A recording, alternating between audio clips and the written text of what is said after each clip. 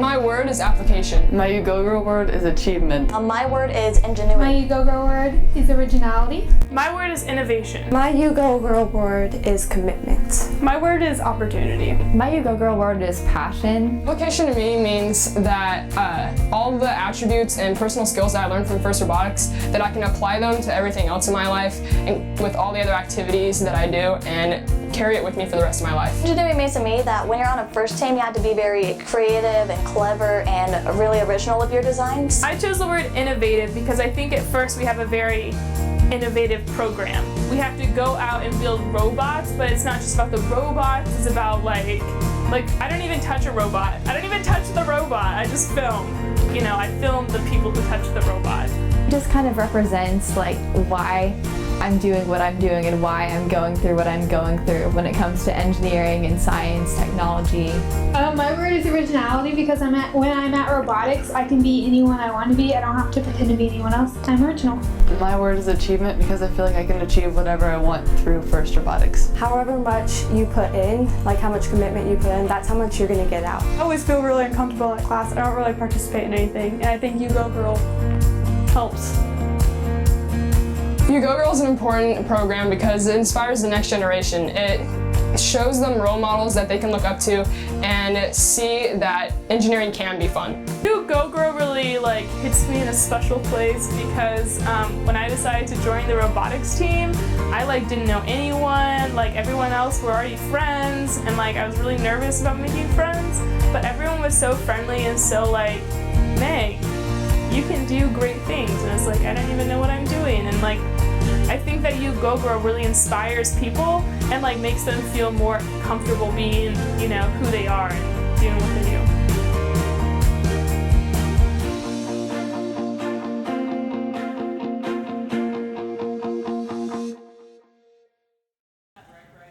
I'm one of the first mentors of Team 1710, and we've been doing this thing for 10 years. We've had a lot of fun with You Go Girl over the years, but I just want to take you back just a little bit and give you a little idea of our history and where all this sort of started. So back in 2005, when Mrs. Rippey and I started this team, we had 5 girls join. And you might think that's pretty good, to have. Are we on here? Okay, you got a microphone. And it's going to work. There we go. Okay, so back in 2005, we had 5 girls join our team. And really that was pretty much because Mrs. Rippey had kind of yanked them out of class and said, hey, you need to do this. They believed Mrs. Rippey and they just jumped in and they loved it. So 5 girls, pretty good, but it kind of bugged us both for a couple of different reasons. And before I'm going to go into those, I need to talk a little bit about Mrs. Rippey. Sue really wanted to be here with us today, but she just couldn't make it. But I got to tell you a little bit about her story, because she is just one of the most amazing women you will ever meet. She was the Aerospace and Engineering Department head when I was a first-year econ teacher. She came across the hall and said, hey, I've got this grant to start a robotics team. Would you want to do it? And I said, okay, let's do it. You see up there that she's been inducted into the National Teacher Hall of Fame just last month, which is a pretty amazing thing. On Tuesday, she's going to fly to Washington, D.C. for a ceremony in the Rose Garden, meet President Obama. She actually gets FaceTime with President Obama, and I don't know if you can guess what she wants to talk to the president about. It's women in STEM and You Go Girl specifically. So, I think that's a pretty great deal. Sue wasn't able to be here, but we're taping this, and I would just love to have a round of applause for Sue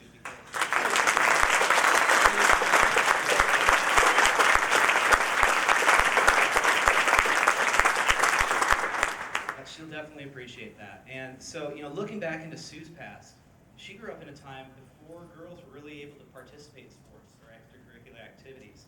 She didn't have a whole lot of female role models that were pushing her to succeed, but somehow she kind of clawed her way up to the top and did her thing. So she really, saw this team as the opportunity to bring more women into STEM and into FIRST as best we could. I grew up in competitive swimming, and is anybody from Iowa here in the crowd? Yeah. All right. Yeah. Okay. Well, I swam at University of Northern Iowa, and we had a fully co-ed swim team. We had 30 girls and 30 guys. We swam the same practices. We shared the same lanes. We'd hang out after class together. We were just a family, and that really kind of shaped me in wanted to recreate that with our team. So we had a goal, but we really had no idea how we were going to get this done, because as we started thinking through ideas, everything that we could come up with costs like money. And we're just a second year team, so like, how the heck are we going to do this? So our second year, Darren Worcester, who's actually here in the crowd with us, he joined the team. The three of us kind of put our heads together, and all of a sudden it dawned on us that you could take just a standard 8.5 by 11 piece of paper, cut it in quarters, make a postcard, and send those out. And so we used our school's internal mail system to send a copy of this postcard. Can I get a slide there? That postcard right there is the first You Go Girl postcard, featuring Rachel and Megan, and they were working on a robot. We sent that to every 8th grade girl in the school district using the school district's mail system. This cost us like nothing. This is something you can totally do. It doesn't cost you anything. And the next year we had some girls come to us and say, hey, I saw your postcard, I want to sign up for the robot team. So, I mean, that was pretty cool. It's like, hey, marketing works, messaging, repeating messaging, and showing examples works, all that sort of stuff. So, as our team got bigger, we had more girls on the team. And, I'm pumping my fist. We're doing this thing. It's great. Some of the girls that will be on our panel here actually saw our posters and trading cards, and they joined our team as well. So, if I can get another slide. Go back one. Another one. There we go. No, the one with Dean Gavin on. There we go. Okay. Who was here in 2011 when Dean gave the speech about making things loud? All right. So he talked about trademarking things and how the trademark of the first logos helps fund the first organization. So we kind of thought that, You Go Girl can kind of make First Loud too. Maybe we could trademark that. Maybe we could sell licenses. Maybe we could make some money to fund our You Go Girl campaign. It's taken us actually 2 years to get this worked out. But we finally found a patent attorney that's going to help us do the paperwork to get the trademark. The Olathe Public Schools Foundation has agreed to be the trademark holder, and my little company, Bright Ideas Incorporated, is going to be the first license holder. So we're pretty proud of that. So there we go. That's about our brief history right there. Everything has just grown incrementally. We started with those postcards. The next year, the girls wanted a T-shirt, so we made a T-shirt. The next year, the boys wanted the same T-shirt the girls had, so we got everybody T-shirts, and just grew from there. Bit by bit. The next year we added posters, postcards, all that, to the point where we've got all of our designs up on an online store. Come to our website, buy a T-shirt, and help support You Go Girl to be amazing, because we want this thing to be as far-reaching as possible. We're ready to change the world. So I think Sam is ready to tell us a little bit about You Go Girl in action. Hi, I'm Sam. I'm the Chief Executive Officer of First Team 1710, and I have been able to luckily experience You Go Girl for 4 years. So just to kind of give you an idea of how our team is using You Go Girl, we have 16 female members out of 42, and out of the 10 leadership positions that our seniors hold, 5 of them are held by females, including our build team, who has a female leader, and we also have more than 4 or 5 girls, or 3 or 4 on build team. So You Go Girl within our own team has created an atmosphere in which people, and girls and guys alike, are not afraid to be on the build team, and we have such a high number of senior females who are leading the team, and it's incredible to watch. To apply to be on First Team 1710, you have to fill out an application process no matter what year you apply, and on that you can mark your interests, such as build team or the graphic design.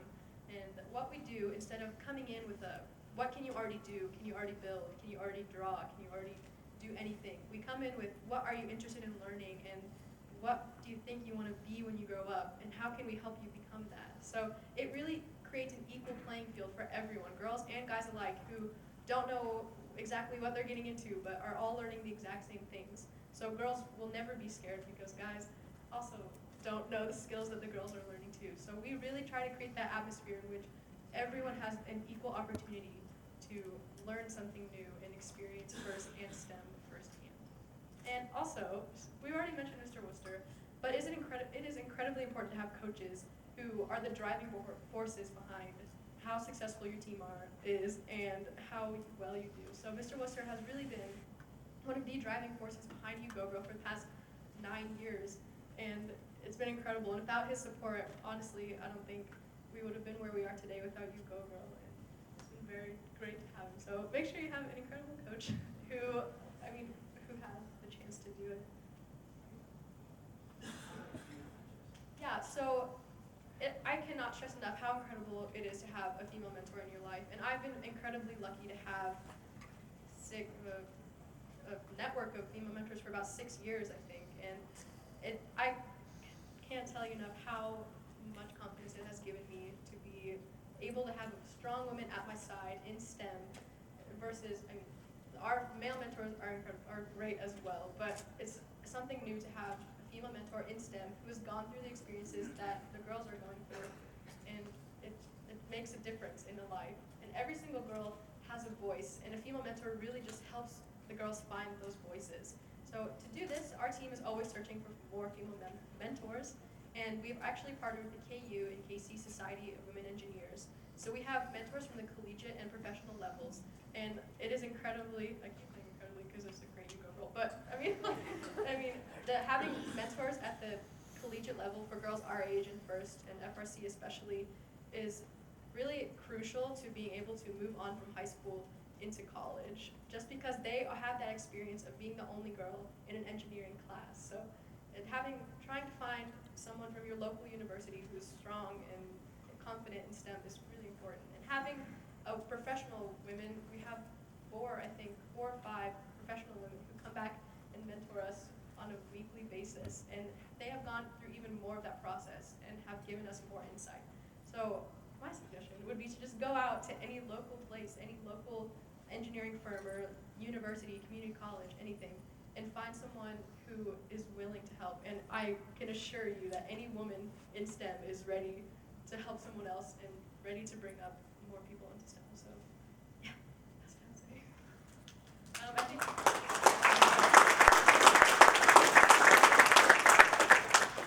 So the presentation's not over. How many of you have seen the posters that we've kind of littered the hall with? I'm guessing most, they're everywhere. So imagine, if you will, imagine those posters in elementary schools, the images of young women working in STEM, and they see that every single day. For them, women working in STEM, that would become the societal norm for them. We think that our posters can help, change the standards set by society already just by working with the younger generations of kids. Our graphics team has done an amazing job creating all of our work.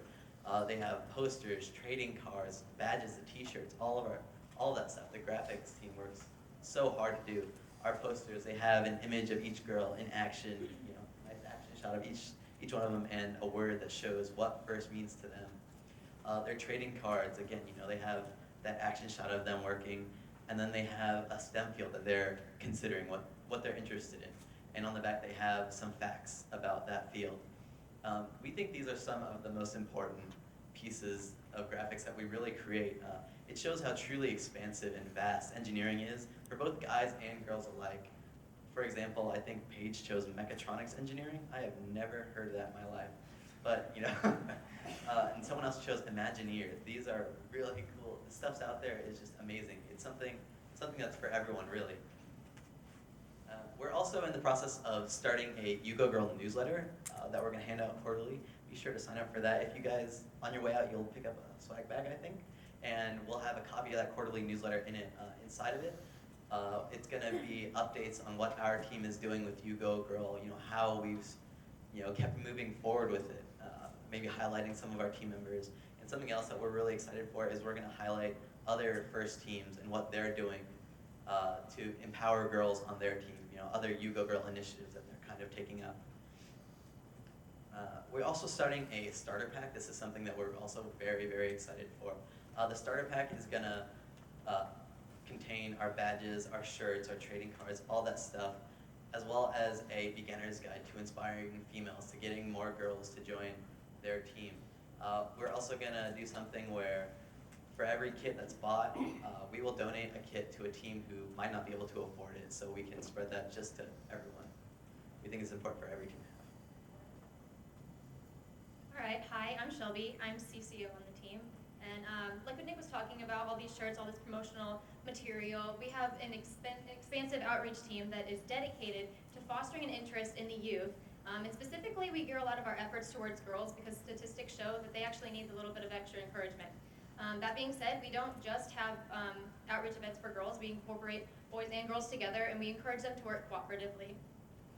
And so far with You Go Girl, we have been able to directly empower 8,400 girls, and that's just directly. We have no idea how many girls that are here at these events looking at those posters and feeling exactly how I felt whenever I entered high school and I saw those posters. And as a high school student, I wanted to be those girls. How crazy is that? And also, at every regional, we go to Kansas City, and we take, this year alone, we took 76 Girl Scouts and 85 fifth grade girls. And that is something, I know every single one of you here went to a regional, you had to get here somehow. And that's something that you can take girls to. It's easy, it's really easy. And they have a blast, and I've seen girls, I'm actually a cheerleader at my school, so I see some of those girls again at cheerleading camps, and they're like, wow, this is so exciting, and I get to do like this and this and this, and they're like, it's just exciting. So a lot of our outreach, like I said, is focused towards the elementary-aged kids. And what we found is that a lot of the girls kind of lose interest in middle school, and we don't really do that much for girls. I mean, we have a Bones workshop, but we really did try to get at girls at a young age and implant in their minds that they can really do anything. But then we also kind of found out that we're losing them. So we're actually I don't know if we talked about it, the STEM Connections is something that we started to work with getting middle school girls and empowering them, apart from just the elementary school girls and the high school girls that are already involved in engineering and STEM. Another thing at our high school is we have the Sisterhood of Engineers, which is a program started by two of the girls on our FRC team and this year, and then it kind of pairs underclassmen and upperclassmen together, and they go through just a bunch of activities every month and meetings and stuff like that. And it started off with a potluck at the beginning of the year, and this is something you guys can do at your school too, and then just contact a local place. We had girls from Burns and McDonald come, and they talked about their experiences in college and with in the workforce and everything like that, and that is extremely beneficial. This goes back to the power of mentors. Mentors are really, really helpful. All right, and our focus now is not to just do and encourage girls just to do what they already know. We want them to do and pursue what they're interested in. And that goes along with what Sam was talking about before, where we don't just want girls to get on the team and do what they already know. We want them to expand, and not just girls, but boys as well, but specifically girls. We want to let them know that they can absolutely do whatever they wanted to. And then so this year, we've committed to training anyone that is interested, and that way they have confidence in their skills with programming, on the build team, and with tools and machinery. And we've had a tremendous success with having this sort of inspiration to the girls. Like Sam had mentioned before, 16 girls on our team. 5 out of 10 of our leaders are girls. We have the very first co-COO this year. We have a rarity of having a girl on our CAD team, and we have an equal ratio of girls and boys on our drive team, which is also another first. But our team, even though we've come this far with You Go Girl, we still have our own struggles, and we've never had a girl on our programming team. And luckily, with our connections and going back again to the power of mentors, we have been able to meet a girl from the KU suite who is going to work for Garmin this year as she graduates from KU. And she's a computer engineer, and she's agreed to come and mentor us and build up the programming team, not just for girls, but school-wide. She's really, really, really excited about getting a girl on our programming team. And again, that's just the power of mentors. So really, like, what we're trying to get at here is that the girls that are in your program right now can serve as examples to bring more girls to your program, right? You can do some really simple things by exposing even younger girls to the girls that you already have to bring more people into this thing. And celebrating and showing that these girls can and are doing these things at your school can actually attract professional females to come and mentor those girls. Just the fact that you're doing that, you tell that to some engineering firm, they have women there. Women want to come mentor women. And so that's about all we have for our presentation here. I'd like to call our panel up to the front of the room. We're going to have a little question and answer session, and I'm going to introduce you to Carla Prue from FIRST is going to be our panel moderator today, and Carla's over here by the door. I'm going to hand her a microphone and come on up here and take a seat. So thank you so much, Carla, for being here today. Ladies and gentlemen, Carla Prue.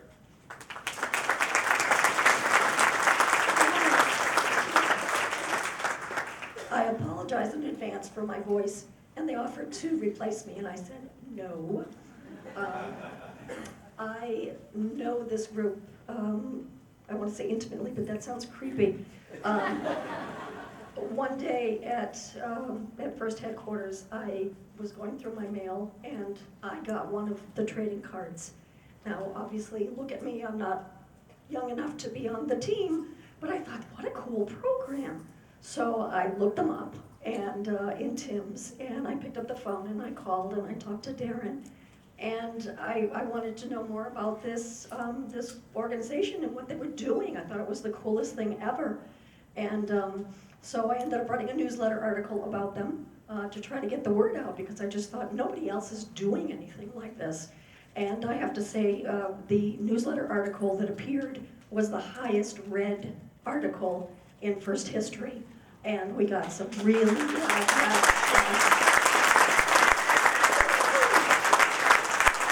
So I love this team in that, you know, obviously kids come and go, but there's such a force here of mentors. And this program that they created is phenomenal. And so we've been talking, it's been, what, 2-3 years now? And I said, you've got to put this out there so that other teams can emulate this, because this is off the charts, this is awesome. So last year they came to a Women in STEM panel discussion that I had, and I challenged them to submit this year, and here they are. So we're very happy to have you. I've got a few questions. What I'd like to do is throw a couple questions out, and then if you in the audience have particular questions, we'd love to hear what you wanna ask. Let me see. First of all, okay. I think this program is really cool, and you would expect something like this to come from an all-girl team. And the fact that this is not an all-girl team makes this all the more terrific. So I have a question for John, Nick, and Corey. If you can raise your hand so we know who you are. Okay. For the gentlemen on the panel, who are current members of alumni of Team 1710, and how has You Go Girl affected you? The male perspective. I'll go ahead and go first. Like they said, I'm Nick. So for me, You Go Girl, I'm a guy, so obviously it's not about me. But what You Go Girl has done is put women in just these awesome leadership positions and help them, you know, put them in those positions. And I look up to them and respect them so much for where they are. Like Shelby and Sam over here, I work with them really closely for this presentation and for the chairman's presentation, and I just look up to them and respect them so much.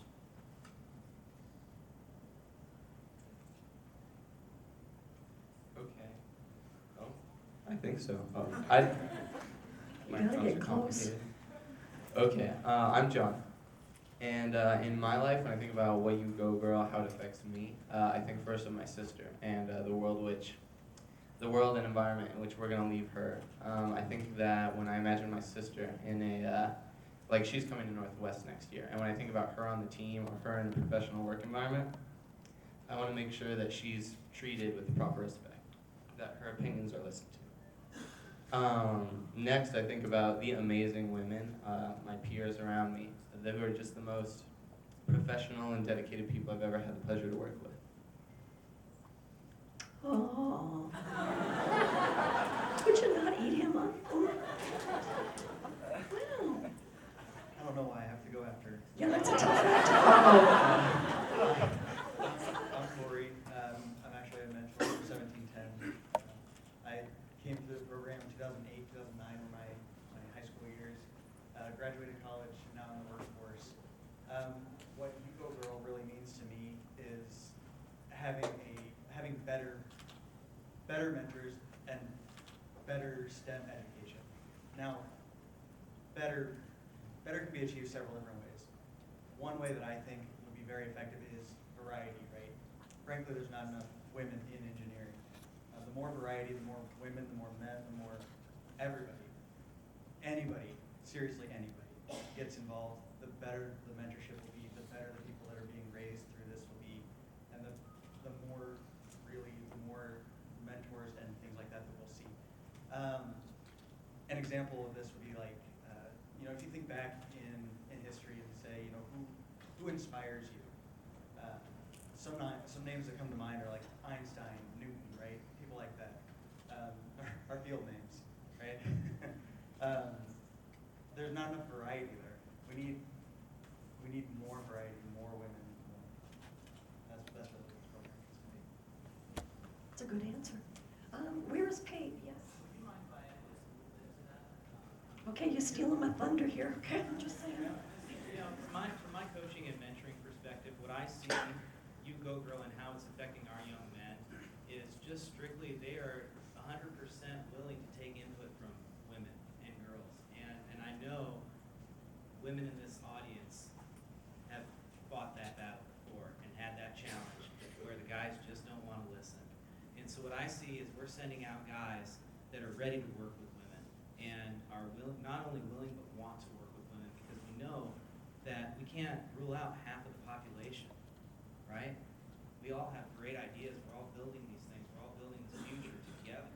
And so men and women together, that's the future. No, that's great, and applause to you guys for helping to build such strong male.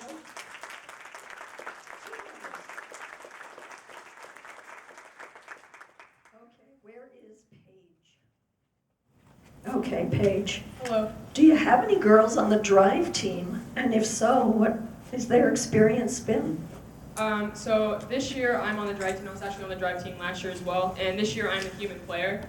And so far my experience, as you can imagine, with FIRST as a whole has been amazing. But being on the drive team, especially what I love about it, is seeing this new aspect of FIRST that I didn't really get to see before. When I was a freshman, I was up in the stands watching the matches. And last year and this year, I've been on the drive team and gotten to see it on the ground. And seeing the way, like the hours and hours we put into the robot and actually helping like achieve its goal in the field and seeing it happen, especially this year with our robot that is doing pretty well. It's been amazing being there on the field. But so I'm gonna go into like a little bit of the girls' perspective on it. One thing that I have noticed is that when we go down and we're talking like strategies with the other teams, it seems that like since the majority of like other drive teams are fully male, they go to like the males on our drive team. So we've got 2 boys and 2 girls, and it seems that they generally gravitate towards the guys and talk to them rather than talking to us. And what I think is going on in their minds, they probably think that the reason why we're on the team, the drive team, is just because we're girls and we didn't really like earn it. Maybe the guys know what's going on more. But the thing is, like when I go to my team, I know that I did earn it because being on the build team, I'm our go-to CNC miller. I don't know what to call it. CNC machinist. That's the word. So like I know that I earned this spot on my team, and the thing that you generally have to do, like on the drive team, you kind of just have to like speak up to the guys and pull yourself into the conversation, because there are often times that they just look over us. But the biggest thing that you can do is just to speak up and get yourself heard. Good answer, and I think again one of the great messages that you guys have is we're not promoting put a girl in a role just because she's a girl. Because ladies, we hate that, don't we? We hate that. Love this. We hate that.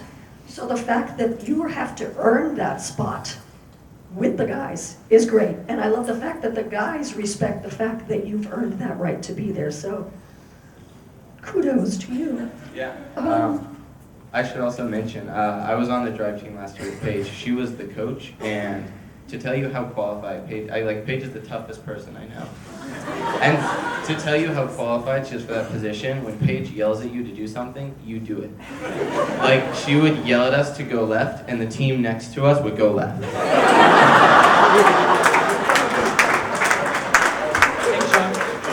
awesome. And those of you out in the audience that are on a team, how many have girls on your drive team? Oh, excellent. And it's because they've earned the right to be there. Love that, love that. Okay. All right, let me see. Can I add to that? Yes, I ma'am. tell her, don't feel like that. I think that the boys, a lot of them are intimidated. Seriously. It's a different seminar. Our particular, we don't have girls. That's why I'm here. We got to get some girls. And I think that they are truly intimidated by a girl knowing that they're out there doing maybe what they can't. So don't feel that way. I think it's more of an intimidation. Yeah, and I think that's sad because I think women bring, men, you better say yes to this, that women bring a different perspective. One is not right, one is not wrong, it's just a different way of looking at things. And instead of looking at that as a challenge or being intimidated by that, that's a resource to draw on, you know? I think that once we have girls, that will change. Once each drive team has a girl, you won't see that anymore. So that's our goal. Good for you, and I'm glad you're here. All right, let's see, Allison. Where's Allison? Allison, has anyone ever made you feel that you were not good enough to pursue STEM? And how did You Go Girl help you overcome that? Alright, so hi, I'm Allison, and I'm a sophomore, but this is actually my first year on the team. And our school has an A&E program, and it's like aerospace and engineering is what it is. And I remember hearing about it in 8th grade. We had to go to like this little thing, and they talked about each 21st century program. And I remember thinking, oh, like I can't do that. That's going to be the best thinkers, the smartest people out there. It's like going to be the guys who just, you don't even talk to them because they're going to make fun of you because you're just totally like out of your league in smartness. And I had a couple friends who were one of those people who they go in and they take a test and it's like they get 100% on it and they didn't study at all. I have to study. I study for like 2 hours for each test and I still don't get 100%. And so when I got to freshman year and they were applying for it, I was like, I'm not going to do that. That's not for me. I'm not smart enough to do that. I'm not going to be able to compete with that. And I remember hearing from the friends who did apply for it, they were on the first robotics team, and just how much fun that they were having and all these great experiences that they were having. And I was like, I want to do that. And I mean, this was pretty late into my freshman year, so I had kind of gotten the hang of high school. I wasn't quite such a shy, timid freshman anymore.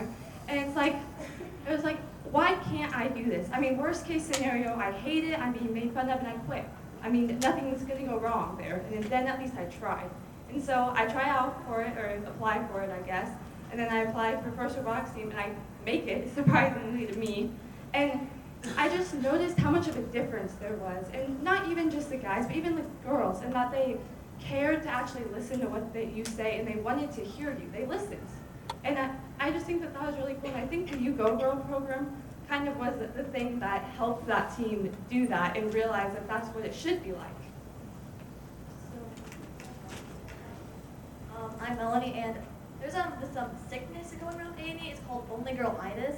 It's when you get into one of your A&E classes and you are the only girl. And I had that last year, and I walk in, I'm like, I joined A&E, like, okay, so we got gonna be guys, there's no drama, those guys aren't dramatic. And I get in there, I'm like, what did I get myself into? So, yeah, but You Go Girl. You said that like it was a bad thing, like being the only girl in a room full of guys. Hello. We'll talk after.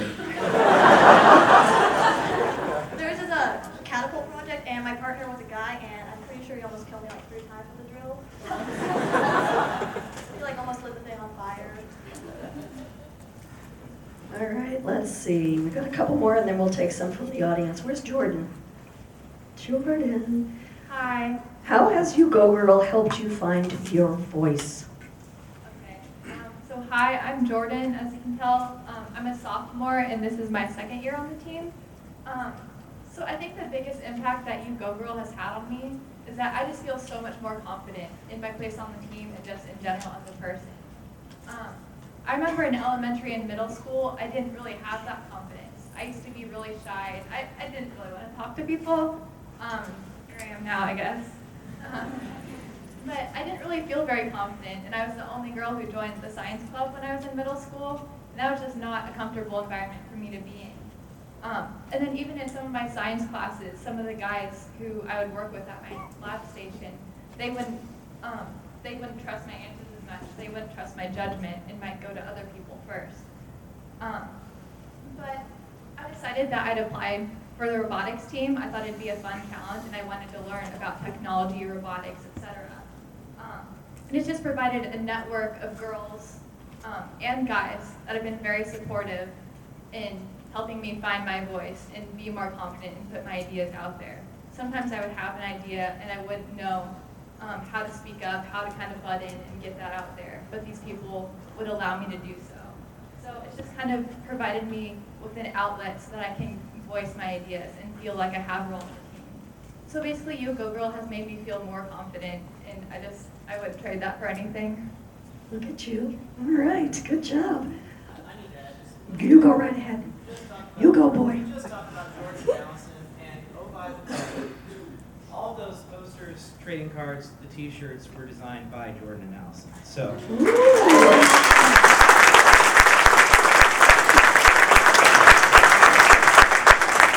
Where is Shelby?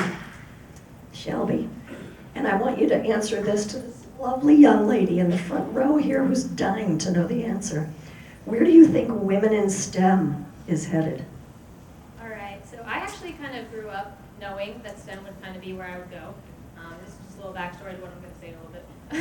So my mom was an engineer. She graduated with a civil engineering degree, and there was 3 other girls whenever she graduated college in that program. And then moving on to where I am now, you see there's 16 girls on my team. I had a couple of classes where I was the only girl on my team, on A&E, but we actually have several girls in my grade. So there's obviously a huge jump from then. And then now, here I am on the robotics team, and I have 2 little sisters.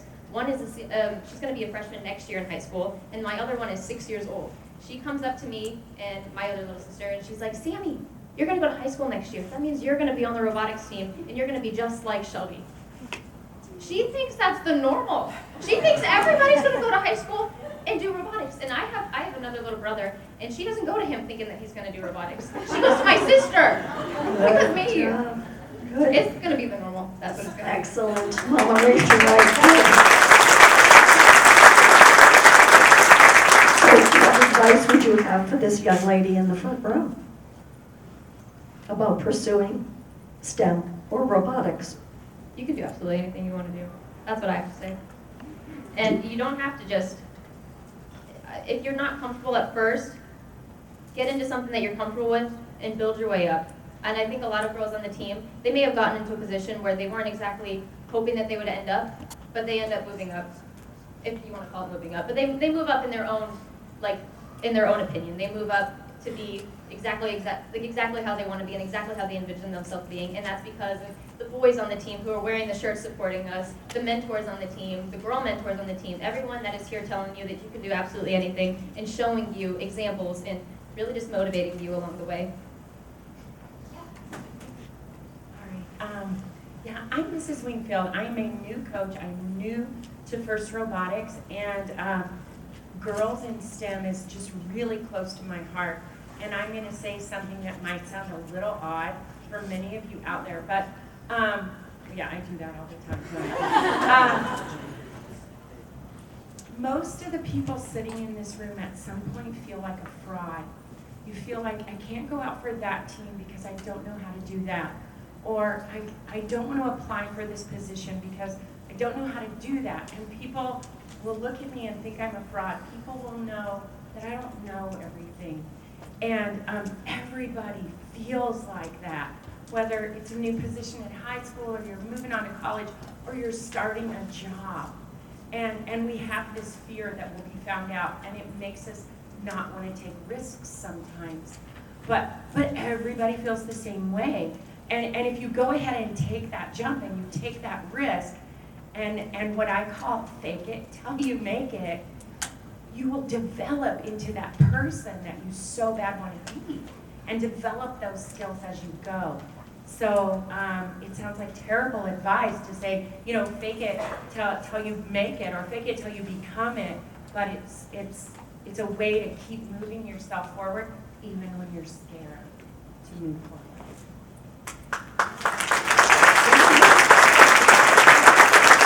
Good advice. And don't be afraid to try something new. If you fail, oh well, nobody died. You try again. Yeah, it's just like Dean and Woody say. Don't be afraid of failure. Be ready to fail. Fail early, fail often. If you want to make something, you have to find out all the ways not to make something, right? So don't give up. Just keep trying, keep building. And the greatest things have come from those failures. So, yes. All right, any questions from the audience? Oh, you again? Okay. What she just said. Now, how do you express it to the girls? I'm Yvonne. I'm here with Team 5314. We're from Michigan. We have no girls. And what you just said, how do you express that to the girls? Because that is their answer. They're like, well, I don't really. I'm like, no, you need to join. How do I explain that to them without, even saying what you just said? Any of the girls can answer, because I don't know what to say to them. I'm like, no, it doesn't matter. There's a lot of different areas. You don't have to be, on the drive team or the design. You can design or give me ideas. Well, I think you could really take a page from our book and start with the visual stuff. The postcard ideas, the posters, all of that stuff. We would love to share that with you. They're available on our website. And just come find us in the pit. We will give you posters, hang them up in your room. Show them visually and repetitively women doing STEM stuff, and they'll start believing in it. And let's keep in mind that not everybody is going to be an engineer. A lot of us are, that's what you want to do. But in these roles on these teams, you've got graphic designers, and you've got, people that do press and handle the finances. Not everybody is going to be in a technical field doing a technical job. We also recognize that because of the experience on FIRST, you may go into marketing in a STEM field. You may go into finance in a STEM field. They need all of those roles as well. So none of the girls should, or guys for that matter, should think, I'm not going to be an engineer, I shouldn't be on a FIRST team. Every team needs every level of experience and every bit of talent that they can muster on all levels. So along the lines of that, there's 8 of the 16 females on the team represented through the girls, okay? So how many of you joined and found out about FIRST Robotics because of the UGO program? good question. Yeah, just raise your hands. That's really good. You guys should be proud. So there's your hand. Launch UGO. Get going.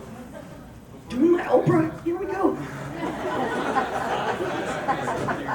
It's nice to meet Oprah. I just want to say that my daughter Eve here, she was, or she still is, extremely shy. She's probably ready to kill me right now. But I took her to a robotics facility in Atlanta, Georgia, and she went in and her eyes were this big. She's like, oh my God, they look so smart. This is going to be so hard. But I told her, if you try this for about 3 months and you don't like it, we can stop it. But we're going to try it.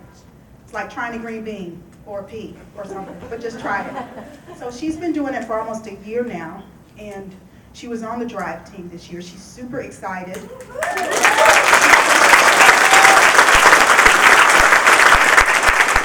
It's a push, but she loves it, so.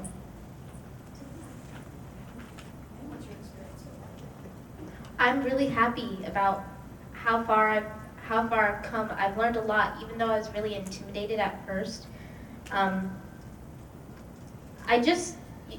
You kind of have to push past all of the wall that you have up about like, oh, I can't do this. I don't really know how to do this. You have to just push past it and try to learn new things and not be afraid. Yes.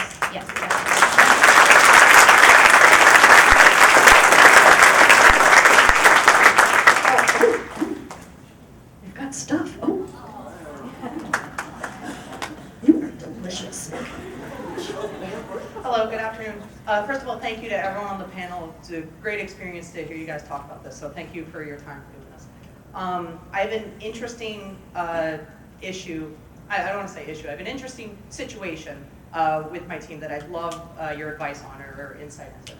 So my name is Jessica. I'm head mentor for a junior varsity FRC team in our high school. So our situation's unique. We have 2 teams in our high school, and I'm an alumni from the varsity team, and basically the team is just so large that it's like 10% of the student body. It was like 80 to, when I was on the team, it was like 60 kids on the team. It was crazy. And I graduated in 2005. And now the team's up to like 100. It was crazy. And I was a mentor for that team. The head mentor approached me about being the head mentor for a JV team. The JV team is exclusively freshmen that are first-year students to the team. And we have had an exceptionally great experience with girls on the team. I mean, I think there's some level of social experiment to it where you take away the upperclassmen and there's no intimidation factor. They know everyone around them doesn't know the answer. No one's built a robot before. They're not scared to get dirty and ask questions. They know there's no dumb questions. Whereas when you have someone coming in and there's those upperclassmen, it's intimidating, and the girls won't ask questions. I know I had trouble with that in high school. Anyway, so on our team, on the JV team, the girls are kicking butt, absolutely kicking butt, taking on ridiculous responsibilities. They are heads and tails more reliable and just very focused. And I know I can, but it's just that age group. You know, it's that when you have like 12, 13-year-olds, the girls are just more mature than the boys. And so they are, you know, and when you don't have the upperclassmen there. So the girls are just super standouts. And on our team, the boys see that. And there's no question when we put girls on drag team. There's no question when we make them captains in pit. There's no question when they're coach. And we have freshman girls telling adults on other teams, you know, what the strategy is going to be for that match. And it's a beautiful situation. But the problem is when the next year when they go up to the varsity team, I see all those girls step back. And I don't know how to help them with that because it's no longer my team and I'm there as a resource to them. I'm always there. They know that. I talk to them every year about I'm here for you guys. I'm still your mentor. I don't care what team you're on. But it's something where some of them keep going, but there's girls that were just kicking butt that will step back and say, well, I don't fit in now, or I don't, exactly what you're saying, that I don't know it yet. I'll wait, and someone will, I'll wait my turn. Or I don't know how to help keep them on the path that they start when they're on my team. So it's a weird situation. I hope that makes sense. So I don't know if you guys have any advice on how to mentors help push that. Hi again. Well, I think for me specifically, it's always been great to have the mentors. And if starting out that way is really great for the girls and then just moving up is the problem, I don't know if this is going to be something that you wanted to try, but the mentors, like if some of the people from the varsity team ever went and mentored the JV girls and got a chance to like work together, maybe not all the time, but sometimes it might be a good transition to the next team. Because I know I really have been able to unimaginable things with mentors. I think anybody on this team can agree. Even boys, mentors are incredible, and getting help from somebody that's older than you is definitely beneficial. And I think that if you want to keep it with the JV being exclusively freshmen and that works good, and the problem is just that, it might be good to try having mentors and then just like, or maybe sometimes where it's a combination, just there's like an ease into that. Cross-pollination. Yeah. Okay.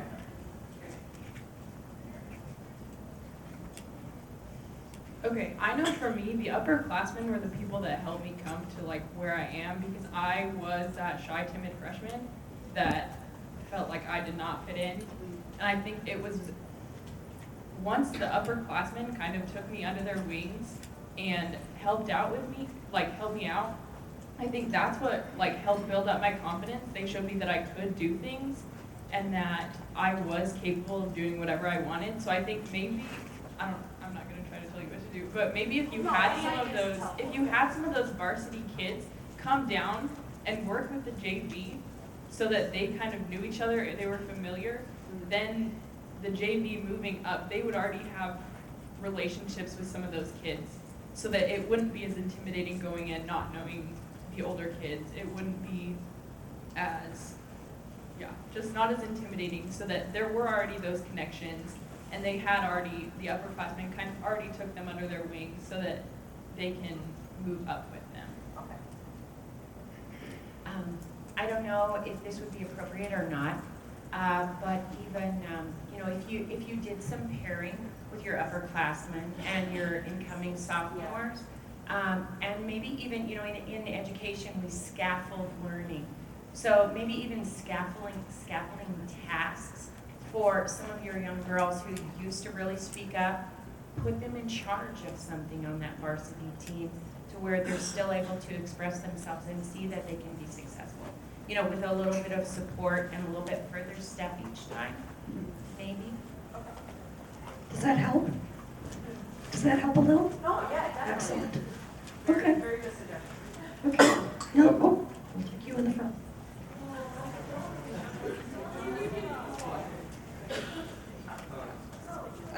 So I had a question about how you guys, or if you guys have advice on how to deal with certain gender roles within sub-teams, because I know on my team, strategy and marketing are almost exclusively female, but mechanical, electrical software are exclusively male. Do you guys have any advice on that?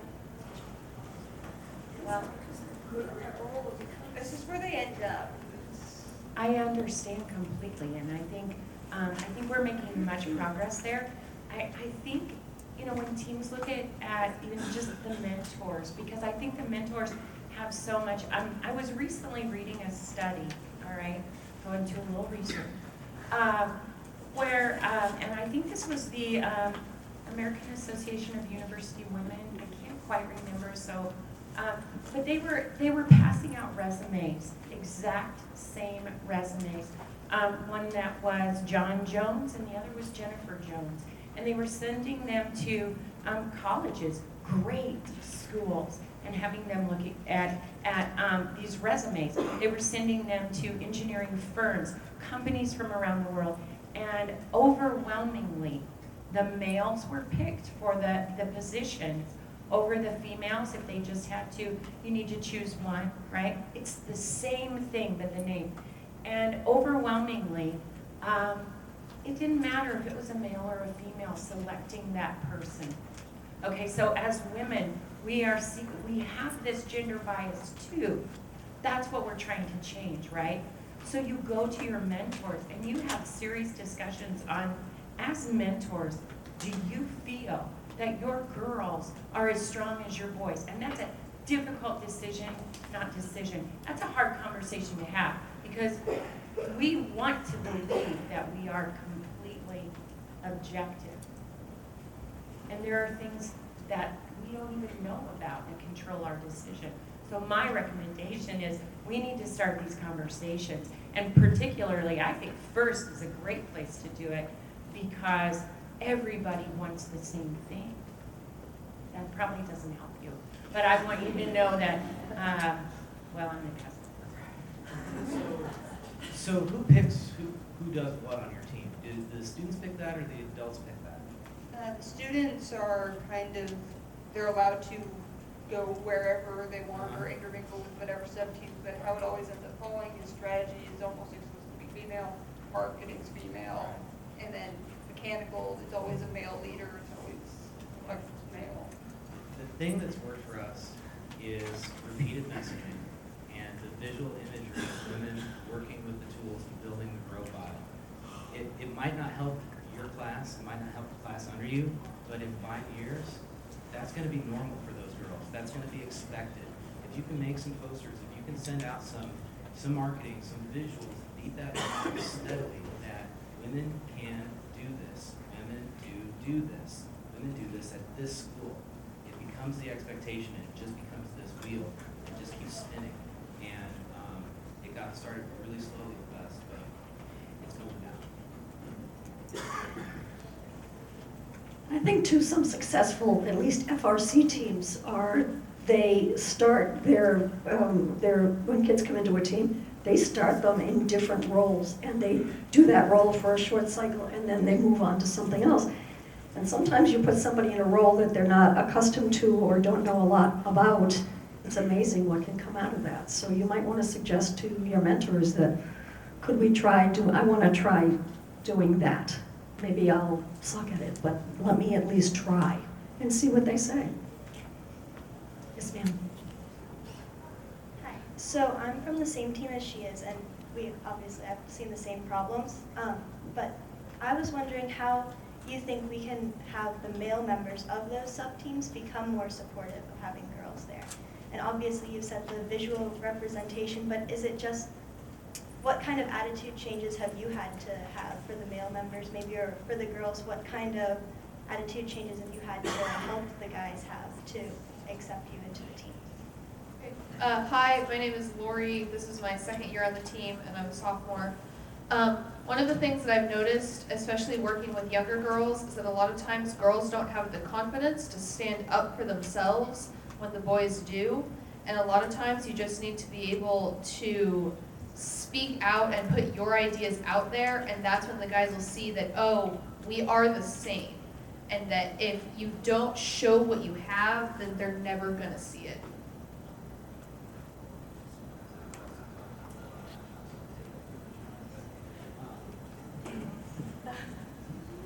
You know, from a male mentor's perspective, it's really a culture shift that had to happen on our coaching and mentoring staff. And you have to get your mentors to buy into it, and you have to have some conversations with the boys and dispel them of all of their previous misconceptions of women. And so we sat our boys down and talked about women in STEM and how working together is the only way that we're going to actually make this work. And so it almost, that example might have to come from your mentors, from the adults, and they have to shift the culture on your team. They can help you do it if they can buy into it. Very nice. Lady with the beautiful hair. Not to like steal your thunder, but if I could say something to the last girl that asked the question. I'm from North Carolina, and not only do we have the guys that think they know everything, we have the Southern boys that think they know everything too, which is real hard sometimes. And my older sister was on the team 2 years before I was, and I watched her fight her way through and be president. And then I fought my way through and was president. And it's hard, and it doesn't get easier like automatically. But I'm an alumni. I'm a sophomore in college majoring in marketing because of the experience that I had on my team doing marketing at one of the top 10 business schools in the country because of first on my application. And the best thing that I can tell you to do, it's frustrating. Stay involved as an alumni if you possibly can. Come back, email someone, Skype with someone, say this is how I did this. Let me give you some hints. Like I chaperoned at RoboProm because I want to see the girls that like I cared about this, and I want to come back and I want to keep helping. And it's not going to be your year that it changes. It may not be the next year that it changes. Exactly what they were saying. You have to stay involved to help the girls behind you. It's not going to get better if you don't keep making it better, because it sucks for you now sometimes, but you need to make sure it sucks less in the future. Again, I think those conversations that you have with a mentor, don't be afraid to talk to your mentors and say, we need to change some things. There's nothing wrong with that. Before we do that, can I add something there? Go ahead. Please don't think that we think we have all the answers, and you don't steal our thunder at all. You're part of the thunder, you know? We are working, we've just been funded a grant that wraps mentors around young girls. So this came through our Public School Foundation, and we are taking the Title I middle school girls who have very little resources and pairing them up with these wonderful ladies here, and pairing them up with university women like you know, through the Society of Women Engineers, that's with our nearby university, as well as professional women in this sort of a multi-tiered system of mentoring that will be doing lots of activities.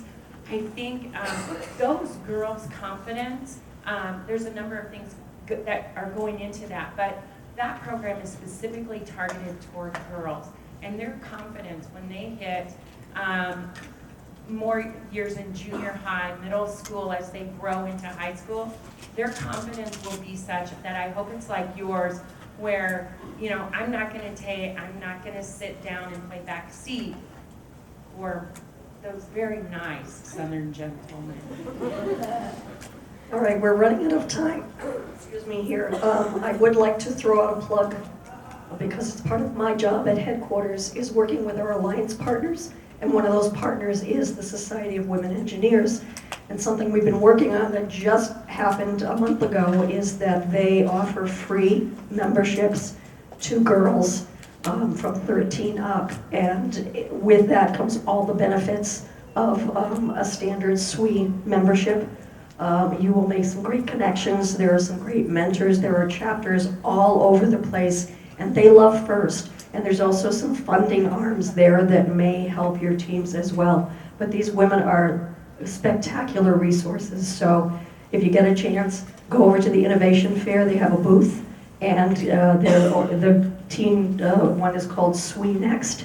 Take an application, go online, take advantage of it. And if any of you are teachers, female teachers can also join for $20 and again get all of the benefits and the funding. So take advantage of that.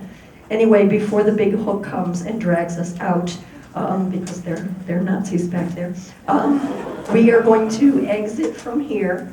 This fabulous panel. First of all, let's give them a round of applause.